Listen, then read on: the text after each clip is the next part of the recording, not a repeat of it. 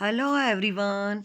आज हम बहुत ही इम्पोर्टेंट वीडियो लेकर आए हैं और ये वीडियो है मोस्ट इम्पोर्टेंट 20 क्वेश्चंस। और ये क्वेश्चन है लॉन्ग आंसर टाइप क्वेश्चंस। जो क्वेश्चन आपकी प्रोज पोएट्री और जो सप्लीमेंट्री बुक है उसमें से पूछे जाते हैं। और ये क्वेश्चन होते हैं 3 मार्क्स के, लेकिन हमने देखा है कि बच्चों ने इन क्वेश्चंस को अटेम्प्ट ही नहीं किया है। शायद वो समझ ही नहीं पा रहे हैं कि कौन से क्वेश्चन करना है या कम मेहनत में वो कैसे याद कर सकते हैं। तो आज हम इस वीडियो में बहुत ही महत्वपूर्ण प्रश्न लेने वाले हैं, क्योंकि आप जानते हैं सिर्फ एक ही प्रश्न आएगा 3 अंक का प्रोज में से, 3 अंक का पोएट्री में से और 3 अंक का सप्लीमेंट्री में से, और इसके साथ ही अथवा में भी आएगा। इस तरीके से 2 में से कोई एक प्रश्न आपको करना है। तो यहाँ पर टोटल जो आपके क्वेश्चन आएंगे 6 क्वेश्चन होंगे और इन 6 क्वेश्चन में से 3 करने हैं, लेकिन उन 6 के लिए हम 20 क्वेश्चंस लेकर आए हैं। तो जल्दी से इनको समझ लेते हैं और आप याद करना शुरू कीजिए। पहला क्वेश्चन है, how did Mandela's hunger for freedom change his life. Mandela की जो भूख थी फ्रीडम के लिए, स्वतंत्रता के लिए, उससे उनका जीवन कैसे बदल गया।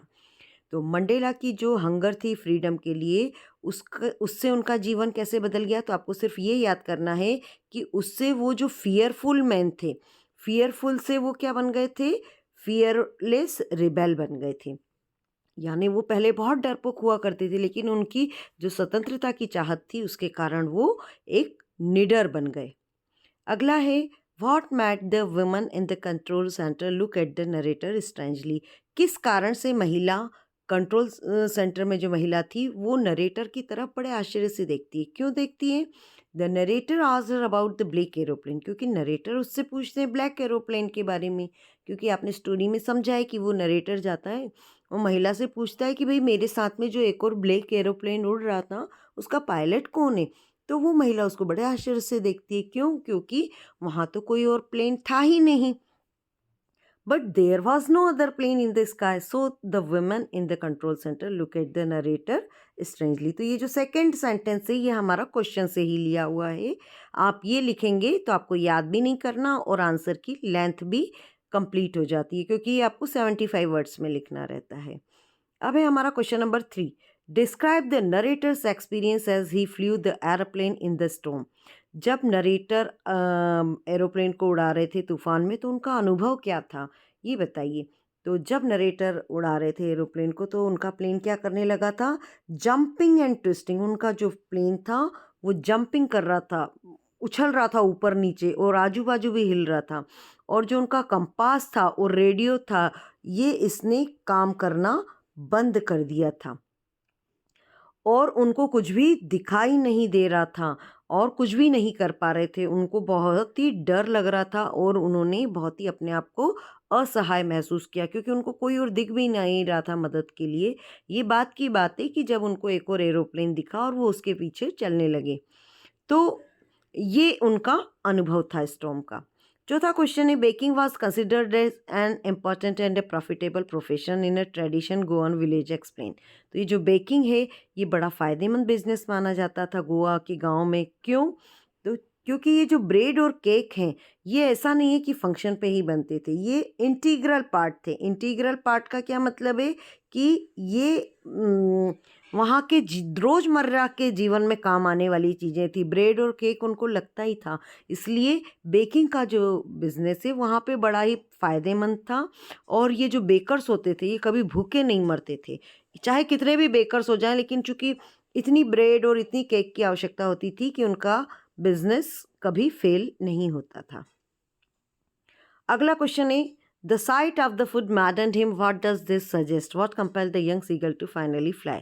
जो भूख का भोजन का जो देख कर वो पगला गया, तो इससे क्या समझ में आता है, किसकी वजह से जो यंग सीगल है वो उड़ने लगी। तो जो यंग सीगल थी आपने देखा वो बहुत भूखी थी और 24 घंटे से उसने कुछ भी नहीं खाया था। तो जैसे ही उसकी मदर फिश का टुकड़ा उसके सामने लेकर आती हैं और वो उसके मुंह में नहीं डालती है बल्कि उसको लेके आसपास उड़ती रहती हैं, लेकिन वो जैसे ही फिश को देख का टुकड़ा देखता है तो उसको ध्यान ही नहीं रहता है और वो उसको पकड़ने के चक्कर में जो है उड़ने लगता है, पीछा करने लगता है और उसे पता चलता है कि वो तो उड़ने लगा, तो उसका डर भी निकल जाता है। तो यंग सीगल बहुत हंग्री था और जैसे ही उसने फिश को देखा तो उसकी जो हंगर थी, उसकी जो भूख थी, उससे वो उड़ने लगा। अगला क्वेश्चन है sixth, describe the pan portrait of a traditional Goa village baker. तो गांव के जो गोवा गांव के जो बेकर्स थे उनके बारे में आपको शब्दों से चित्रण करना है। तो कैसे करना है कि ये जो गांव के लोग थे वो गांव में 2 बार आते थे बेकर, और अपना जो बिल है वो महीने के अंत में वो लेते थे। जैसे हमारे यहाँ दूध वाले आते हैं और हम रोज़ दूध लेते हैं, लेकिन वो उसका बिल हम हमेशा महीने के लास्ट में पे करते हैं, इसी तरीके से ये करते थे। लेकिन हमारे यहाँ एक है कि दूध वाले का हिसाब या तो वो कार्ड बनाता है उसमें रखता है, या फिर कई लोग कैलेंडर वगैरह में भी लिख लेते हैं। लेकिन ये लोग क्या कहाँ लिखते थे, ये लोग लिखते थे सम वॉल इन पेंसिल। ये जो है दीवार पर लिख के रखते थे इसका रिकॉर्ड कि किसके यहाँ पर कितना केक वगैरह दिया गया।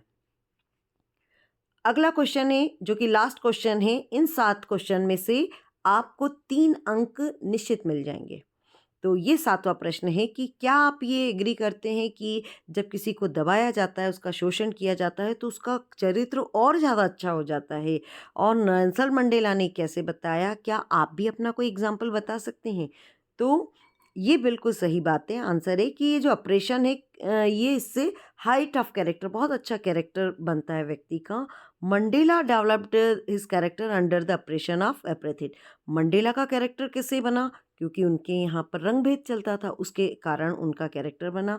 और the oppression of British rule created the noble character like Mahatma Gandhi. और हमसे जो कहा गया है कि आप अपना भी एग्जाम्पल बताइए, तो आप लिख सकते हैं कि जब हमारे यहाँ पर ये जो ब्रिटिश रूल था उसके कारण जो उन्होंने शोषण किया, उसकी वजह से महात्मा गांधी जैसा चरित्र, आदर्श चरित्र हमारे सामने देखने को मिलता है। इसका मतलब ये है कि शोषण होने से व्यक्ति दबता नहीं, बल्कि वो अगर ठान ले तो उसका चरित्र और भी अच्छा हो सकता है। ये 7 क्वेश्चन आप जरूर कर लीजिए। अब देखते हैं हम पोएम के क्वेश्चन। पहला क्वेश्चन है, what do the crow and the hemlock represent? What does the dust of know that the crow shakes of a hemlock tree stand for?